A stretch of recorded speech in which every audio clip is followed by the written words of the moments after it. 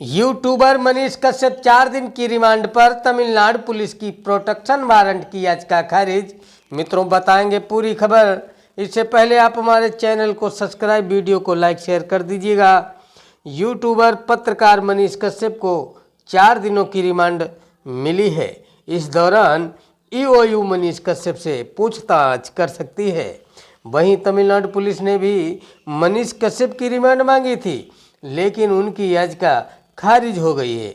तमिलनाडु में बिहारी श्रमिकों पर हमले का फर्जी वीडियो प्रसारित करने के मामले में गिरफ्तार यूट्यूबर मनीष कश्यप से बिहार पुलिस की आर्थिक अपराध इकाई ईओयू फिर पूछताछ करेगी।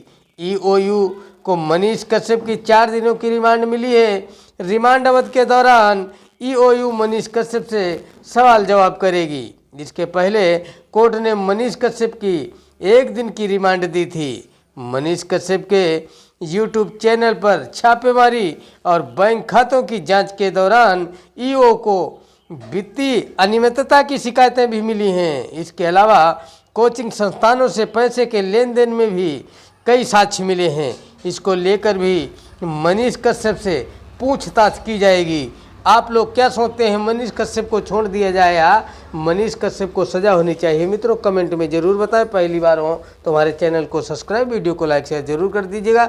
मिलते हैं अगले वीडियो में, तब तक के लिए बाय बाय।